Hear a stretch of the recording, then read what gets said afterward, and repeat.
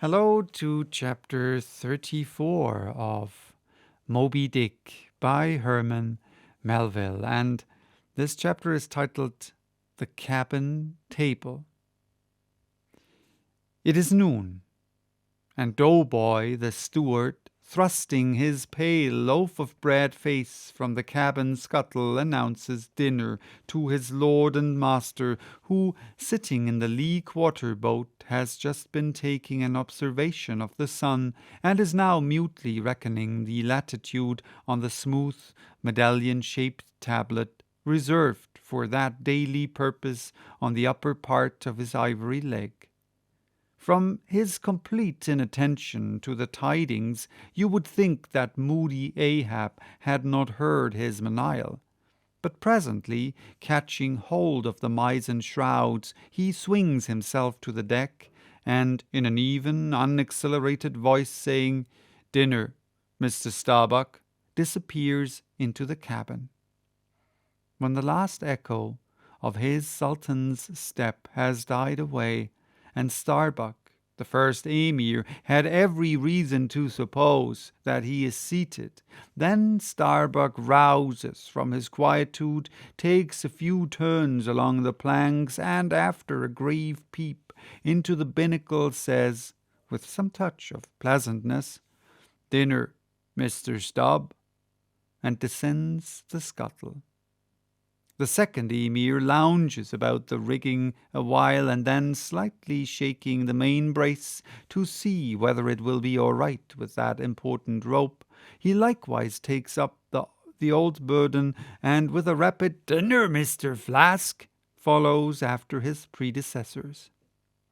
But the third emir, now seeing himself all alone on the quarter-deck, seems to feel relieved from some curious restraint, for tipping all sorts of knowing winks in all sorts of directions, and kicking off his shoes, he strikes into a sharp but noiseless squall of a hornpipe right over the Grand Turk's head, and then, by a dexterous sleight, pitching his cap up into the mizzen-top for a shelf, he goes down rollicking so far at least as he remains visible from the deck, reversing all other processions by bringing up the rear with music.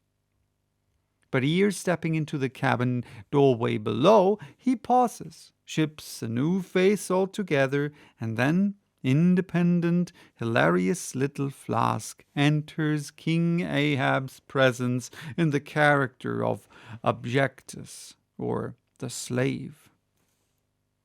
It is not the least among the strange things bred by the intense artificialness of sea usage that while in the open air of the deck some officers will, upon provocation, bear themselves boldly and defyingly enough toward their commander, yet 10 to 1, let those very officers the next moment go down to their customary dinner in that same commander's cabin, and straightway their inoffensive, not to say deprecatory and humble air towards him as he sits at the head of the table, this is marvelous, sometimes most comical.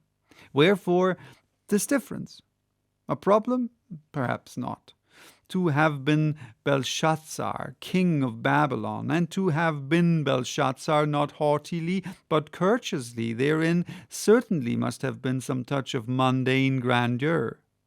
But he who in a rightly regal and intelligent spirit presides over his own private dinner-table of invited guests, that man's unchallenged power and dominion of individual influence for the time, that man's royalty of state transcends Belshazzar's, for Belshazzar was not the greatest. Who has but once dined his friends has tasted what it is to be Caesar. It's a witchery of social czarship, which there is no withstanding. Now, if to this consideration you superadd the official supremacy of a shipmaster, then by inference you will derive the cause of that peculiarity of sea life just mentioned. Over his ivory inlaid table Ahab presided like a mute, maned sea lion on the white coral beach, surrounded by his warlike but still deferential cubs. In his own proper turn, each officer waited to be served. They were as little children before Ahab, and yet in Ahab there seemed not to lurk the smallest social arrogance. With one mind, their intent eyes are all fastened upon the old man's knife as he carved the chief dish before him. I do not suppose that for the world they would have profaned that moment with the slightest observation, even upon so neutral a topic as the weather. No. And when reaching out his knife and fork, between which the slice of beef was locked, Ahab thereby motioned Starbuck's plate towards him. The mate received his meat as though receiving alms, and cut it tenderly, and a little started, if perchance the knife grazed against the plate, and chewed it noiselessly, and swallowed it, not without circumspection. For, like the coronation banquet at Frankfort, where the German emperor profoundly dines with the 7 imperial electors, so these cabin meals were somehow solemn meals, eaten in awful silence, and yet at table old Ahab forbade not conversation, only he himself was dumb. What a relief it was to choking Stubb when a rat made a sudden racket in the hold below, and poor little Flask, he was the youngest son and little boy of this weary family party. His were the shin bones of the saline beef, his would have been the drumsticks. For Flask to have presumed to help himself, this must have seemed to him tantamount to larceny in the first degree. Had he helped himself at the table, doubtless nevermore would he have been able to hold his head up in the honest world. Nevertheless, strange to say, Ahab never forbade him, and had Flask helped himself, the chances were Ahab had never so much as noticed it. Least of all did Flask presume to help himself to butter. Whether he thought the owners of the ship denied it to him on account of his clotting, his clear sunny complexion, or whether he deemed that on so long a voyage in such marketless waters butter was at a premium, and therefore was not for him a subaltern.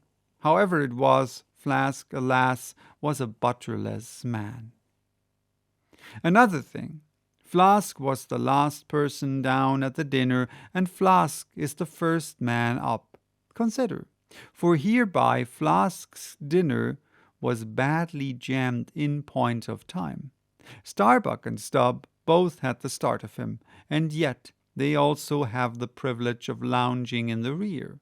If Stubb, even, who is but a peg higher than Flask, happens to have but a small appetite, and soon shows symptoms of concluding his repast, then Flask must bestir himself. He will not get more than 3 mouthfuls that day, for it is against holy usage for Stubb to precede Flask to the deck.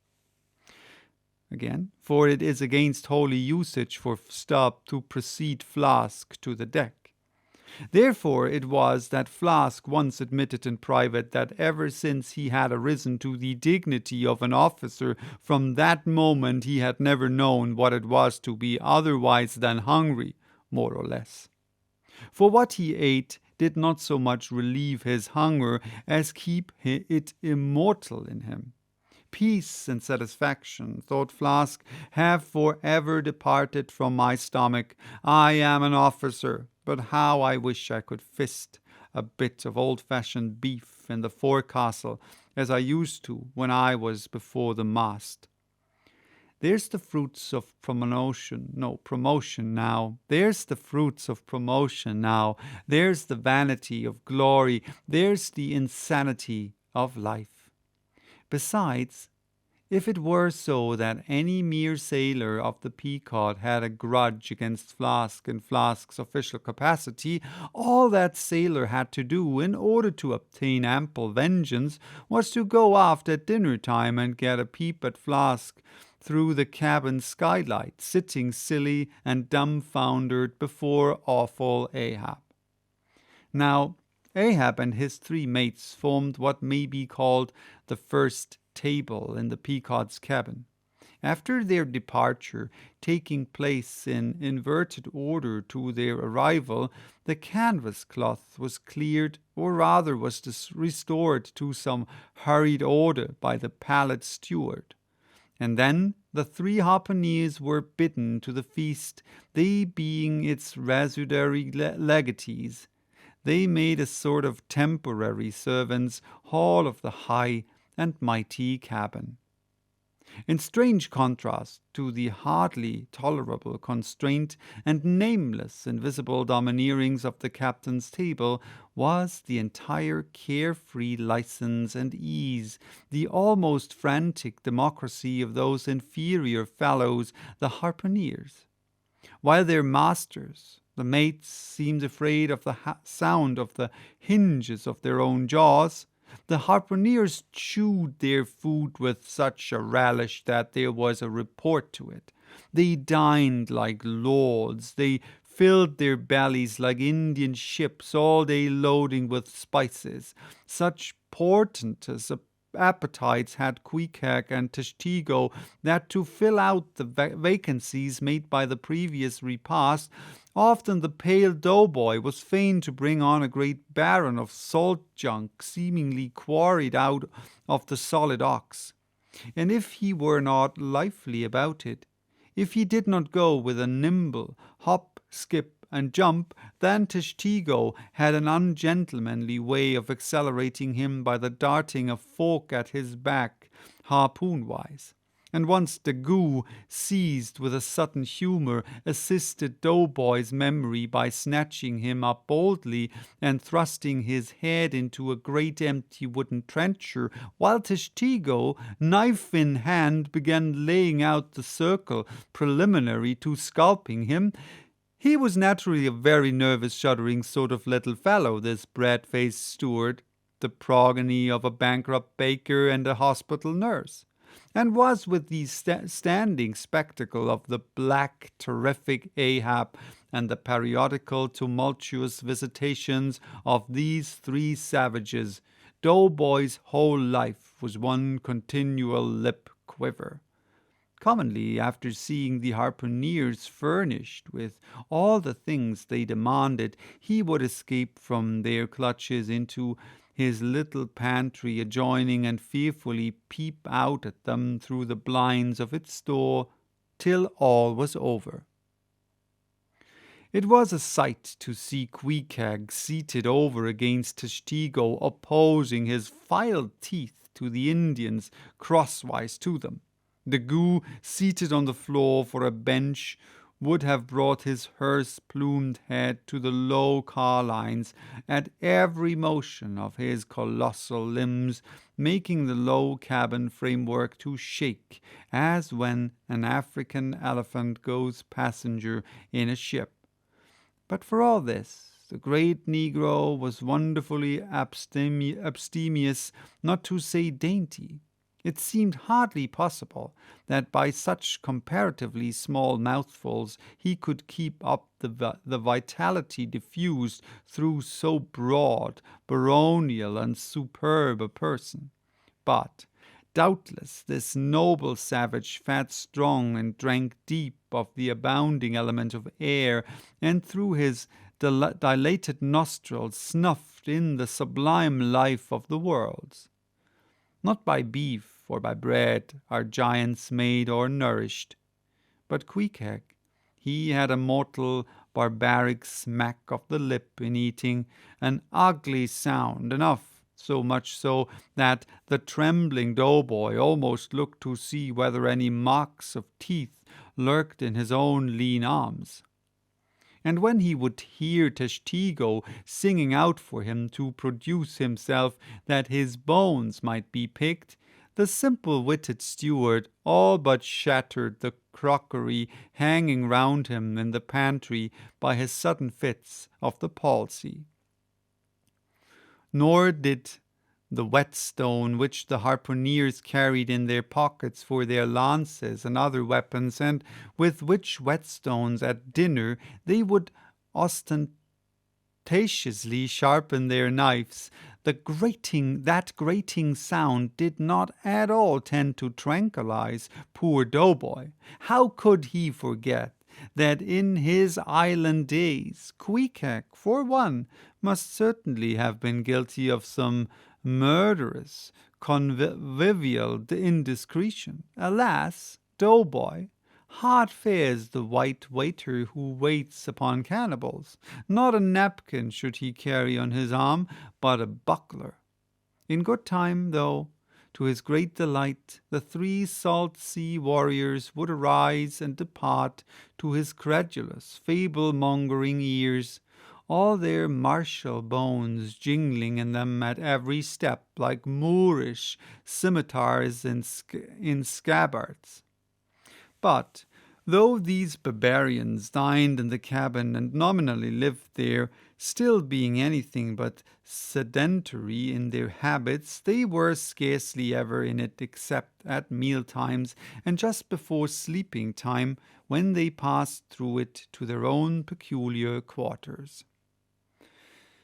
In this one matter, Ahab seemed no exception to most American whale captains, who, as a set, rather incline to the opinion that by rights the ship's cabin belongs to them, and that it is by courtesy alone that anybody else is at any time permitted there, so that, in real truth, the mates and harpooneers of the Pequod might more properly be said to have lived out of the cabin than in it.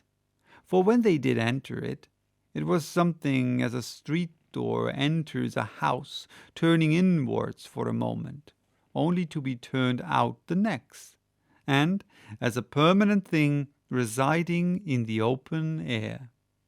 Nor did they lose much hereby. In the cabin was no companionship socially. Ahab was inaccessible. Though nominally included in the census of Christendom, he was still an alien to it. He lived in the world as the last of the grizzly bears lived in settled Missouri. And as when spring and summer had departed, that wild Logan of the woods, burying himself in the hollow of a tree, lived out the winter there, sucking his own paws, so in his inclement, howling old age, Ahab's soul, shut up in the caved trunk of his body, there fed upon the sullen pause of its gloom. So that was chapter 34. Bye-bye. Till next time with chapter 35, titled The Masthead.